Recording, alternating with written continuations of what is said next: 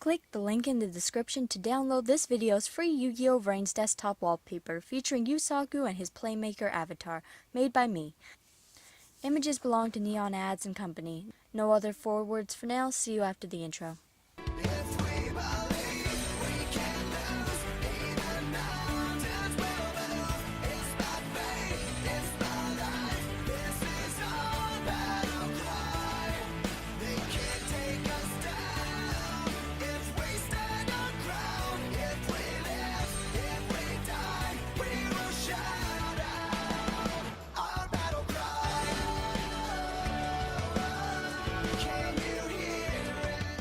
So I was browsing the comments in Yu-Gi-Oh! Everything's episode 14 review of VRains, and I stumbled upon a comment that kind of made me think.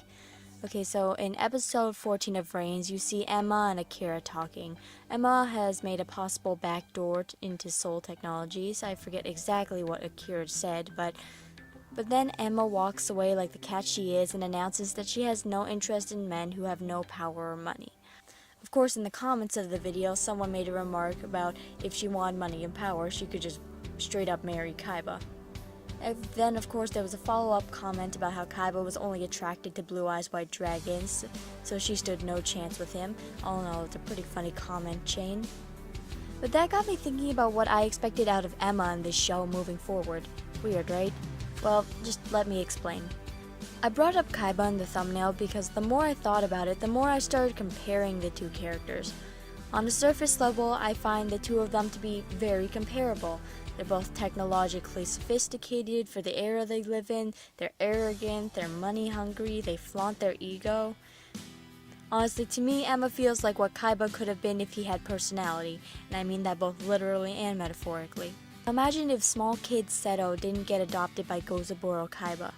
He would still be a genius. It could have been possible that he would have still migrated to computers and technology, selling his skills wherever he could to the highest bidder.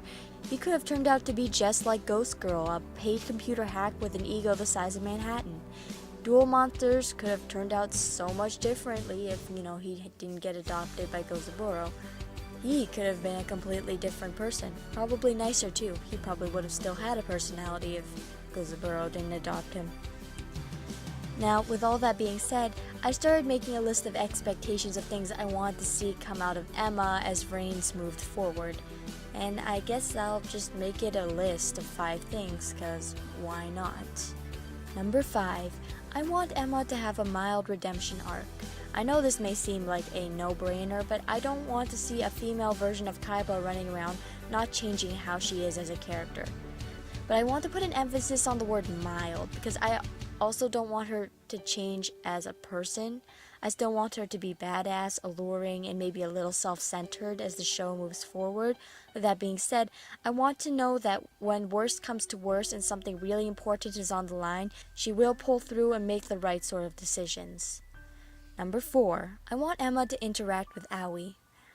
I can't remember a time in Yu-Gi-Oh! Where we've had such strong potential female main characters, and they have such different personalities that seeing them interact would be such a treat. Maybe sometime in the future, episode 50, episode 70, Playmaker maybe gets captured and these two have to work together to track him down with Kusanagi aiding from the outside. They could have completely different reasons for going after him, but they still have to go after him and work together.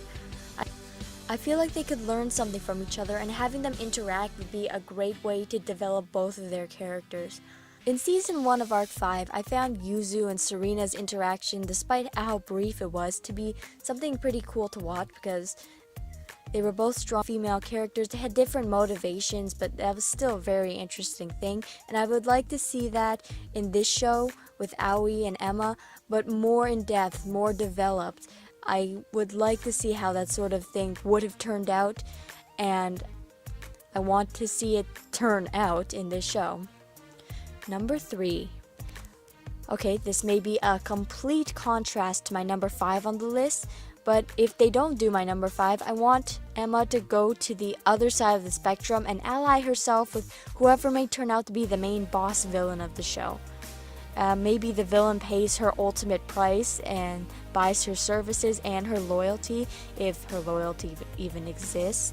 And she just goes with it because she's greedy and power hungry, and she allies with what she thinks is the winning team.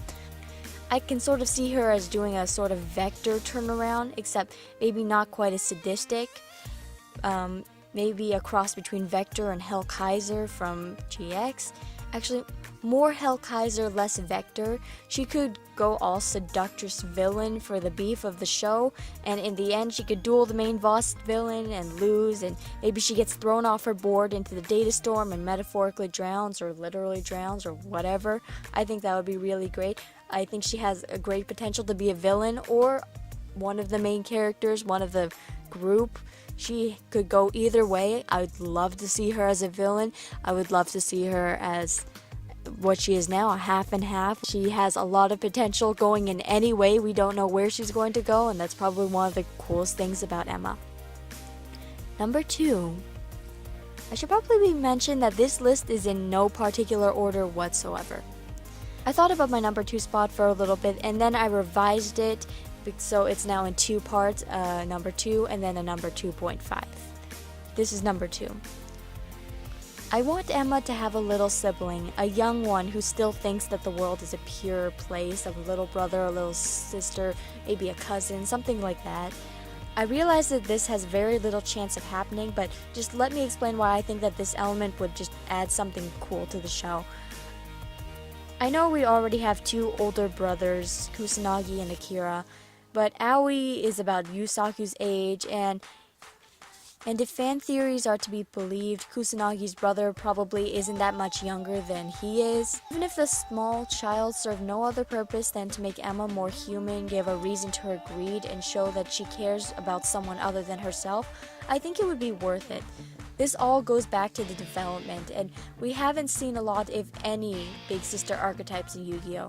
I mean, we have Ishizu and Merrick in Duel Monsters, then we have Akari and Yuma and Zexal, and I really don't know about 5Ds, but Akari wasn't a duelist, and Merrick and Yuma weren't really children. I mean, they were children, but they also had to deal with a lot of the really dark things in the show. I mean, Yuma was the main character, and Merrick was the main villain, so I don't really count that, because the sisters weren't really doing anything. I'd like to see that big brother archetype that we see in Kaiba and Kaido and even Reiji, but with a sister. I think Emma would fit that bill pretty well if she could get over her own arrogance and her own ego.